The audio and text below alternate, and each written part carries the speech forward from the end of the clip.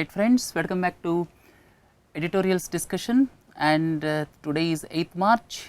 This is International Women's Day, and today we are going to deliberate on 4 issues. Out of 4, 2 are very important.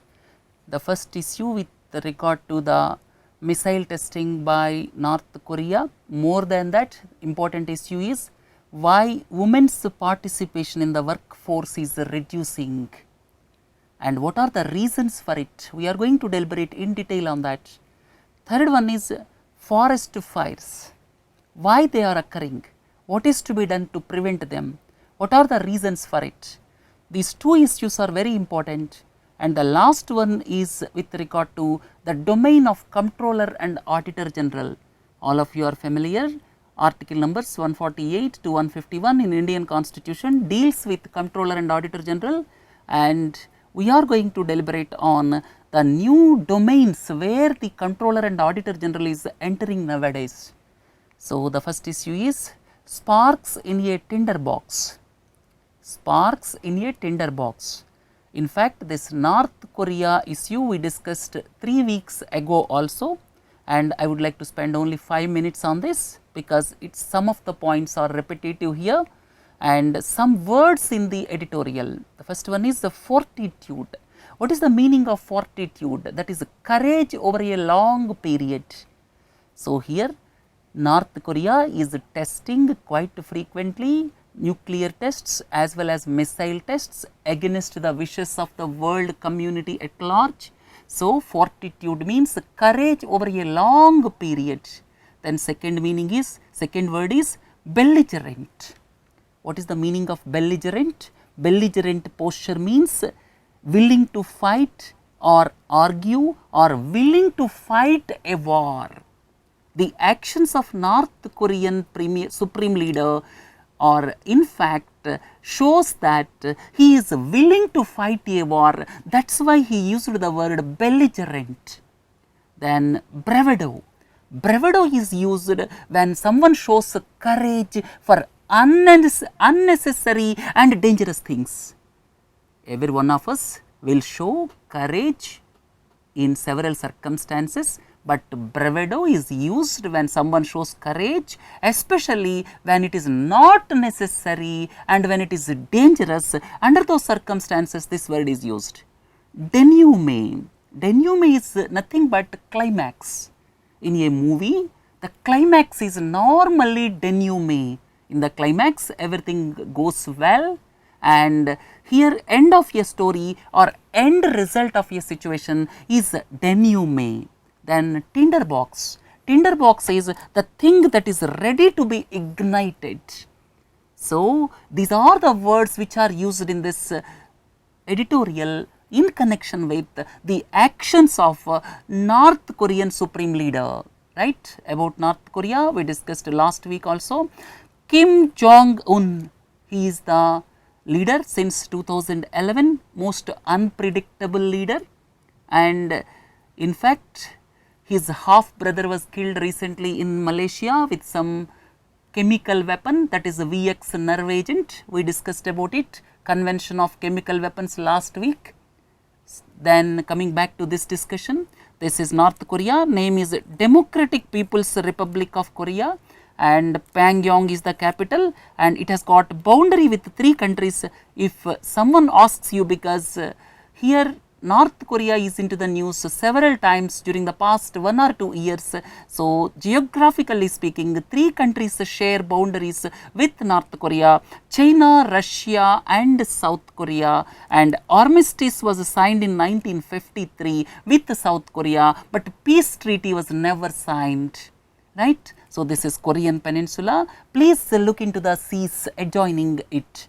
One side it is Yellow Sea, other side it is a Sea of Japan, then here it is East China Sea.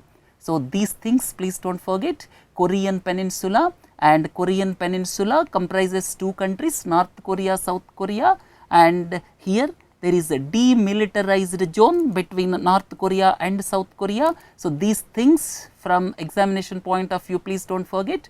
North Korea boundaries, 3 countries, China, Russia and South Korea, and demilitarized zone exists between North Korea and South Korea. And here if you extend the discussion further, Japan and Russia have got a dispute over Kuril Islands. Somebody may ask you, Kuril Islands, that is the dispute between Japan and Russia. There are some islands continuously and 4 islands are under dispute. The name is Kuril Islands. So, Kuril Islands is the dispute between Japan and Russia, and there is one more dispute going on between China and Japan with regard to some islands in East China Sea. They are Diaoyu Islands. So, Diaoyu Islands dispute, there is some other name for it, please recollect it. So, Diaoyu Islands is the dispute between China and Japan, and Kuril Islands between Japan and Russia. These things do not forget, and all of you are familiar with Paracels Islands, Spratly Islands, which are situated in South China Sea. They are also disputed with China and other Asian countries. Right. So, these things please do not forget, and let us go back to the discussion. Other aspects I discussed last week also. This is North Korea is one of the world's most secretive societies, and China is the closest ally to North Korea, and the economy is totally state controlled, and it led to stagnation, and it is a totalitarian state. The meaning of totalitarian state is everything is dictated by the state. Then it is rigidly maintained isolation from the rest of the world, and there are news reports that systematic human rights violations are taking place in the country, and the country is under strict sanctions of United Nations, and supreme leader is known for unpredictable behavior. And reasons for the provocative actions. Recently, there are several provocative actions by North Korean leader. What are the reasons for it? The reasons is, first and the foremost is, he himself is most unpredictable leader probably in the world. Then continued international isolation and sanctions for the past several years. Then one more important aspect where China is also not happy is the establishment of this third missile.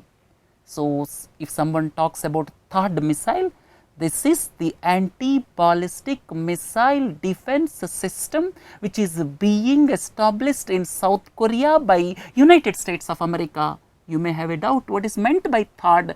Third is terminal high altitude area defense. Terminal high altitude area defense, that is the full form of THAAD, and this missile is basically anti-ballistic missile defense that is being established in South Korea by United States of America, and this is not a happy situation for China. Here they are going to establish here they are going to establish a third missile defense system, and then what will happen? It will not only have surveillance over missiles coming from North Korea, and China says this third missile defense system can also track China also. So, China is not happy with third missile system, anti-ballistic missile defense system which is being established in South Korea. So, these are the reasons, and one more reason is Chinese silence. North Korea is dependent on China, and when China is silent because of its strategic reasons, then more and more belligerent attitude is shown by North Korea nowadays. Then recent military drills of USA and South Korea, and it is almost testing the actions or initial days of Donald Trump. That is another reason. Then what is the way out? We discussed last week also. North Korea is 100% dependent on China for oil and food products. Only China can control. So, only China can stop the nuclear or missile program of North Korea, but China is not doing deliberately because of all these 5 reasons. China is not stopping North Korea deliberately because of all these 5 reasons. One is China is very much sure that the missile program or nuclear program is not intended at China. Then second point is third missile, as I have already told you, that is not palatable to China. Third point is China is not happy with the USA because it is interfering in the territorial waters of South China Sea. And fourth important aspect is, if North Korea collapses, then what will happen? Millions of refugees may go towards China, which China is not ready for it.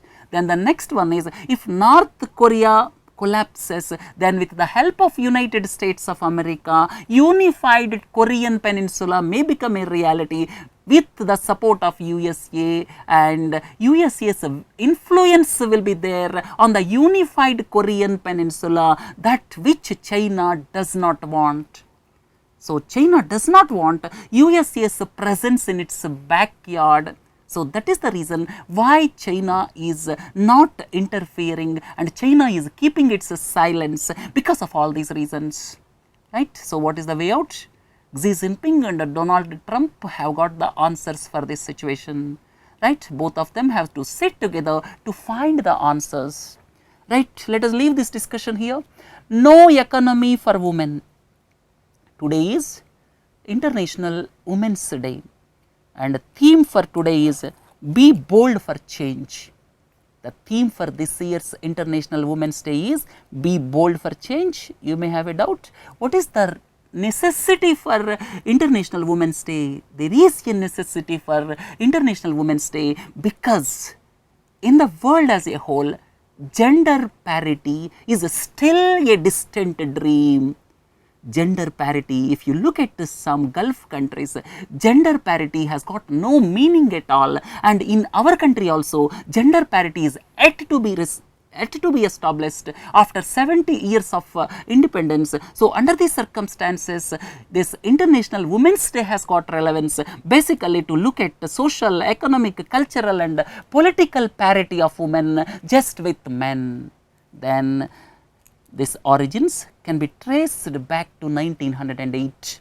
In 1908, 15,000 women marched through New York demanding shorter hours, better pay and voting rights. Subsequently, in 1909, for the first time, National Women's Day was observed in USA, and the United Nations celebrated for the first time in 1975. This is all about the history of International Women's Day, and today we are going to discuss one important aspect, and the article is quite apt for today, and I am going to throw some light on this. So, here the essay may be for group discussion, may be for mains question. As per NSSO report, as per National Sample Survey Office report, 1999-2000 to 2011-12, during the period of 12 years, the proportion of women in the workforce, the proportion of women in the overall workforce of the country declined. In fact, it was 26% in 2000. It declined to 22% in 2012. So, women participation in the workforce is reducing. This is in stark contrast to the worldwide trend. If you look at the world as a whole, it is increasing, but it is reducing in our country. Critically examine this in the socio-economic context of India. What are the reasons and what is to be done? Critically examine in the socio-economic context of India. Then I have given factual information here. As per ILO, ILO is a Geneva based organization established in 1919, and as per ILO report, India and Pakistan have the lowest rates of women labor force participation in Asia. If you look at Asia, as per recent ILO report, India and Pakistan have the lowest rates of women labor force. And if you look at Asia, Nepal, Vietnam, Laos, Cambodia. Vietnam, Laos, Cambodia, these three countries are Southeast Asian nations, and they stood at the highest women participation. These countries, in fact, they are backward countries, you can say, and they stood at the top as far as the women's participation is concerned. India and Pakistan are at the bottom, and Singapore, Malaysia, Indonesia are somewhere in between. And as I have already told you, during the past 12 years, it reduced by 4% as per NSSO report. and this is in stark contrast to the worldwide trends. But one positive aspect is recent Mahatma Gandhi Narega report says that women participation increased substantially, and out of 185 nations, I am talking about ILO report, there are 185 nations which are part of International Labour Organization database, and since 1990s 114 countries have recorded an increase in the proportion of women in the workforce. Out of 185 countries, since 1990s 114 countries recorded increase of women participation in workforce, and 41 countries recorded decline, and India is one among them. And then what are the reasons? Before going into it, there is one view, there is counter view. Some people argue this way, some people argue that way. Here it may be due to raising incomes, as incomes in our country have raised. Now it is the opportunity for women to escape harsh labour in farms and construction sites, and the decline in women's participation is to focus on their families. This is one part. So one section says that raising incomes in our country are the reason for declining women force, and counter view is declining farm sizes. Now farm sizes became 1 acre, 2 acre, half acre, like that, and mechanization also increased in agriculture, and labour demand dwindled in agriculture, labour demand reduced in agriculture, and women are being forced out of workforce. So there are two views. Which one is correct? We have to go ahead to discuss further. Then other aspects is, when women have access to more work opportunities, so normal facts, please look into these aspects. When women have access to more work opportunities, they normally take up them, they don't deny. Then in fact Mahatma Gandhi Narega has brought more rural women into the workforce, and Mahatma Gandhi Narega has got positive consequences with women's control over household decision making. And another important and interesting point in our country is, when women are employed, then generally the socio-economic impact on the family will be quite high.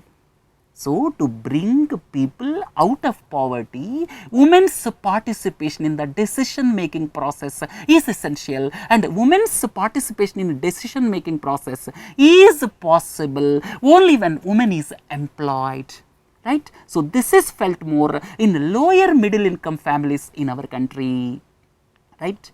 So now I listed 9 reasons, some of them from this article, some of them outside this article. Analysis of reasons for reduction in women workforce. One of the most probable reasons may be shrinking farm work because of mechanization, because the farms are becoming smaller day by day. So mechanization and shrinking farm sizes.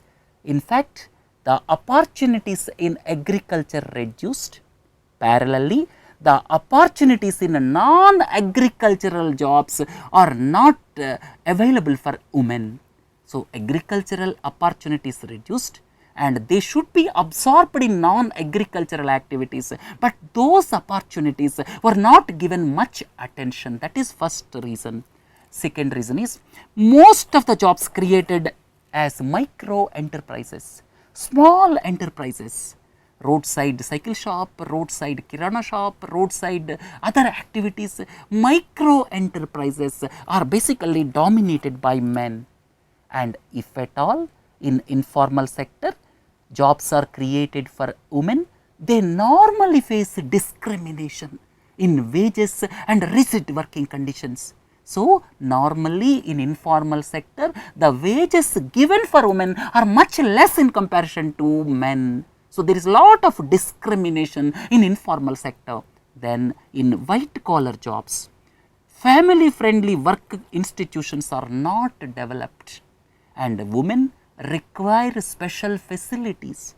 When they have to work, they require special facilities, like crack must be available, like that there are certain family friendly work culture is required when women are employed, and here they are not developed properly in various organizations. And another important aspect is Indians traditionally give more importance for children's future. There is a lot of difference between Indian psychology and foreign psychology. Indians give traditionally lot of importance for children's future, and some of the women are opting out of jobs, even white collar jobs. White collar jobs, some of the women are opting out because of the reason that they care more about children and families in our country. Then another important aspect is because of high cost of rents within urban areas, then the lower middle class families are forced to live around 20 kilometers, 40 kilometers away from metropolitan cities. And there they are required to commute long hours. If you take metro like Mumbai, if you take Delhi, if you take Chennai, they are staying in the peripheral areas and daily they are commuting. That is another reason. Basically, long commuting hours between home and workplace is another burden faced by Indian women. Then the next point is the work family equation in our country is predominantly towards family. When there is a trade-off between work and family, I am not talking about people below poverty line. If you look at the people above poverty line, some well-off people, if there is a trade-off between family and work, normally women prefer family. And here several families are thinking that investing both money and time in children's education is a top priority over professional achievement.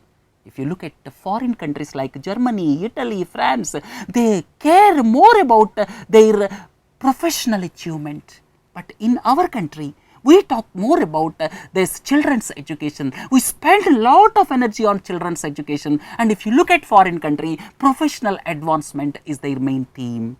So that is the reason fertility rates are falling drastically in countries like Germany, France, as well as even Asian country, Japan also. Because of professional achievement, because of their focus on professional achievement, even the fertility rates are falling in advanced economies. But our country is something different. Traditionally, we care for children. Next one is, nowadays, the culture of nuclear families or elementary families. Combined families, extended families, those were the norm previous days.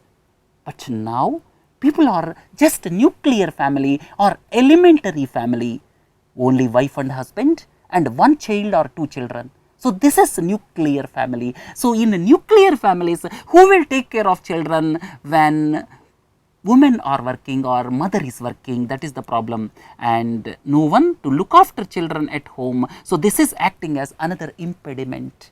Then sharing of family burden by both the parents is not the norm in our country. Our country is basically patriarchal society.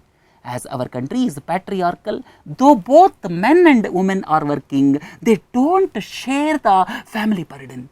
Family burden is mostly shared by the mother, not father. So this is because of patriarchal society. So this is another reason why women are opting out of jobs. The last one is multinational companies after globalization. That is another reason. These multinational companies, they are not providing sufficient working conditions for women. That is one aspect. Then second aspect is Saturdays, Sundays are also the working days for multinational companies. If you look at shopping malls, all 7 days are working days, 365. And here, Saturdays and Sundays, some of the women are required to work, though they are given off on Mondays or Tuesdays.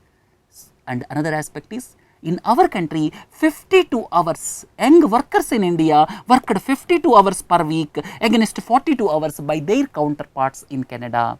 So, these are the reasons why women's participation in the workforce is reducing. So, these points are sufficient to answer a question or to participate in group discussion. So, the need of the hour is improvement in workplace conditions, flexible work hours and the ecosystem to maintain work-life balance. Right friends, good article for International Women's Day. Look at the next one, forest fires. This is another important article. This is forest fires. I am going to deliberate much more than what is presented here. It is about a fire in Bandipur National Park in Karnataka, and I am going to deliberate on what is meant by forest fire. And before going ahead, as per the article, 70% of the forest fires are in scrubs. These are nothing but thorn forests and scrubs. You may have a doubt where these forests will be found. Normally, semi-arid regions, rain shadow regions normally will have this type of thorn forests and scrubs. So, thorn forests and scrubs are much less in our country, but these are in fact in the rain shadow regions. Then savanna grasslands, and savanna grasslands, if someone says people think about other country, it is not the case. In our country also there are grasslands, terrai, duar, savanna and grasslands. This is very important from examination perspective. Terrai, duar, savanna and grasslands. These terrai grasslands are at the foothills of Himalayas in the Gangetic plain. This is around 25 to 30 kilometers width, and at the foothills of the Himalayas, this terrai, duar, savanna grasslands. In fact, these terrai grasslands are foothills of the Himalayas, and duar grasslands are basically towards Brahmaputra, or you can say eastern Himalayas foothills, you can say. So, this from preliminary perspective very important. So, terrai, duar, savanna and grasslands, this is basically 25 to 30 kilometers width of strip, and that runs parallel at the end of the Himalayas. In fact, if you go top of this Gangetic plains, you will find this region, and this duar grasslands are found in the Brahmaputra region. So, these two things are very, very important, and the other one is deciduous forest. And if someone talks about deciduous forest, this is predominant in our country. There are two types of deciduous forests. One is moist deciduous forest, where rainfall is quite heavy. So, one is moist deciduous forest, other one is dry deciduous forest, where rainfall is 70 centimeters to 100 centimeters. If the rainfall is more than 100 centimeters, that is normally moist deciduous forest, and the other one is dry deciduous forest. This got its name deciduous forest. The main feature of deciduous forest is the leaves will be fallen in one particular season. The leaves will be fallen in one particular season. So, this is predominant type of forest in our country. So, as per the article, 70% of the forest fires are in these three regions, and here if you look at various types of forests in our country, deciduous are predominant. This moist deciduous is when the rainfall is more, dry deciduous when the rainfall is less, but two are of same category, because the falling of the leaves is the predominant feature of this deciduous forests. Then evergreen forests. Evergreen forests, you have to go to northeastern part of the country or western Ghats. These are the regions of evergreen forests, and this moist deciduous, dry deciduous, these are almost central part of the country. Then thorn forests are basically when semi-arid conditions, or you can say when the rainfall is less, in the rain shadow regions you will have thorn forests, because by nature they will be developed so as to prevent the water escape mechanism, right. So, here thorn forests are less in our country, just 3%, and subtropical pine forests, you have to go to Himalayan region for pine forests, right. So, this is in broadly you can say forests composition. The present one is with regard to Bandipur, and this is in Karnataka. Then if you look at the salient information, I listed out salient information, please go through it, and I am going to deliberate 5-10 minutes on this. As per the state of a forest report, as per the state of forest report, in fact forests constitute around 21% of total geographical area of the country. It is much less in comparison to the norm. Second one is, most of the forests are deciduous type. This is another important thing. Every year 20,000 forest fires are reported in our country. Every year 20,000 forest fires are reported in our country, and large part of deciduous and semi-deciduous forests are affected by forest fires. Then 2016, please do not forget, Himachal Pradesh and Uttarakhand were the worst affected areas as far as forest fires are concerned last summer, and sometimes forest fires are triggered by smugglers. Unfortunate aspect is, sometimes forest fires are triggered by smugglers. One classic example is Tirumala Hills. In Tirumala Hills, smugglers resorted to deliberate burning of forest with a view to have sandalwood. Then forestry issues. Somebody may ask you, forestry is in the concurrent list. This is very important. Forestry is in the concurrent list, and both the center and state governments can make legislations. Normally at the central level, this Ministry of Environment, Forest and Climate Change is responsible. So what I mean to convey is, at the central level, Ministry of Environment is responsible for forest conservation and protection, but the implementation of the laws rests with the state governments. Then what are the reasons for forest fires? And you may have a doubt whether forests can burn naturally. Yes, please look into this. Most of India's forests are deciduous. As I have already told you, deciduous means they shed their leaves. They shed their leaves during a particular part of the year, and those leaves will become fuel for the forest fires. And second point is, for any fire to start, what is required? Fuel is required, oxygen is required, heat is required. So what is fuel in forest? Fuel in forest is the leaves. Because most of our forests are deciduous type, these leaves are fallen in particular season, and they act as fuel after 1 month or 2 months. Subsequently, oxygen is available in the atmosphere and heat. And sometimes what happens, fires occur naturally ignited by heat from sun or lightning strike. Sometimes forest fires are naturally occur because of heat from the sun or a lightning strike. But sometimes some of the wildfires are because of carelessness by human beings in the surrounding areas, like discarding this lit cigarettes or beedies, and at the same time campfires and insufficient burning or carelessness in burning debris. So sometimes because carelessness of the people, these fires may happen. But in Indian context, if you look at the Indian context, these forests are burnt for socio-economic reasons. This is very important. So here, burning of forests at the peak of dry season helps to stimulate growth of grass once monsoon sets in. Then another point is, burning is done to remove the litter at the bottom so that non-wood forest produces can be collected easily. And another important aspect is, in some areas podo cultivation is practiced. Podo cultivation means it is a shifting cultivation. One area tribals will clear, and next year they will go to some other place. So podo cultivation is practiced in several parts of the country, and that is one of the reasons for forest fires. And sometimes forests are burnt to scare away wild fauna. So to scare away wild animals, and subsequently the land will be encroached and deliberately forest fires are done. And in Uttarakhand, forests are rich in bunch oak trees, and these are a source of some kind of resin, and surface fires are lit so that pine needles can be removed.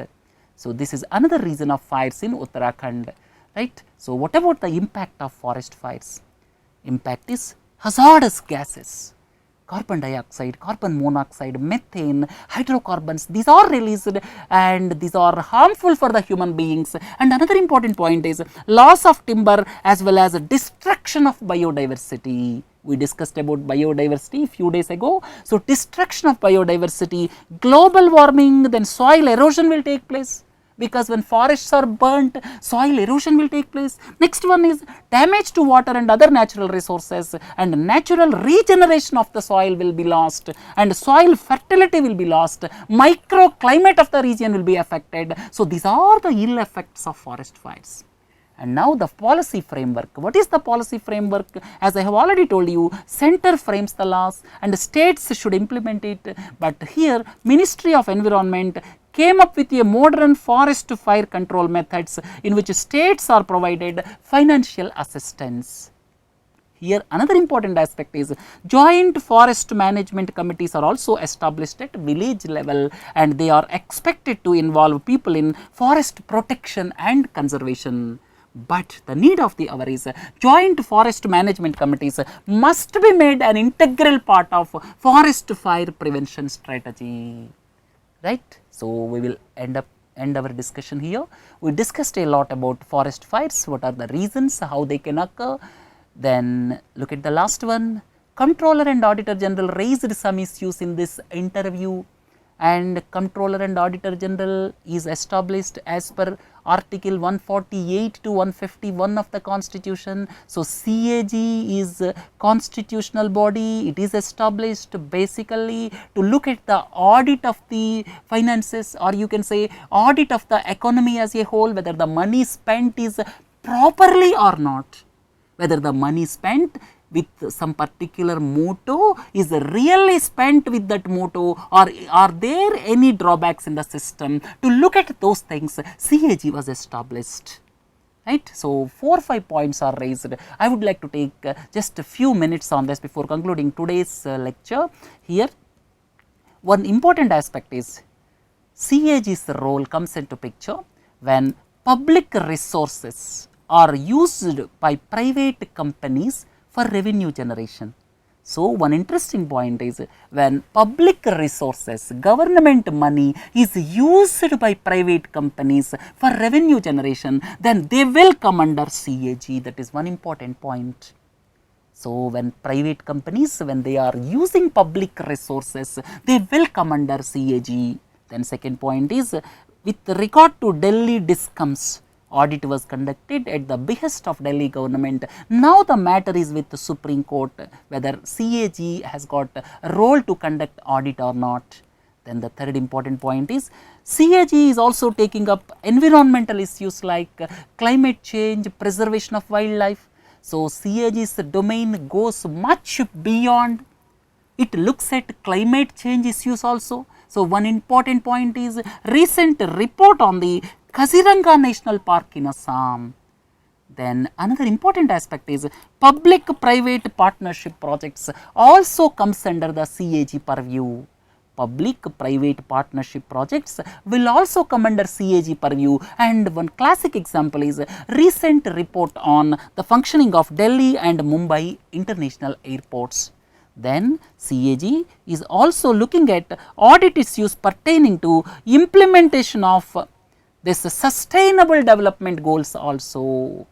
So, sustainable development goals, these issues will also be looked after by CAG. Then in future big data will be used.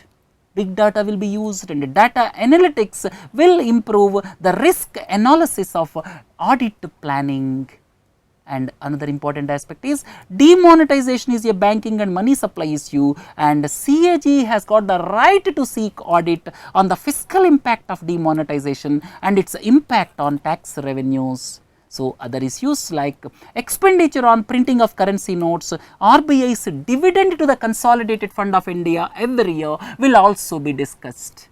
So, these are the important issues raised in this interview. Most important is CAG has got role when public money is used by private parties for income generation.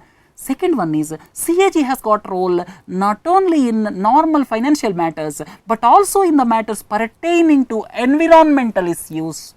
Third one is CAG has got role in public private partnership issues.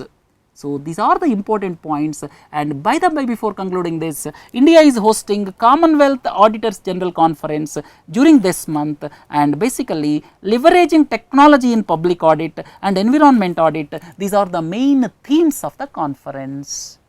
Right friends, we discussed several aspects today. Please do join for 12 o'clock noon discussion on comprehension ability. We are going to discuss one banking event this week, today.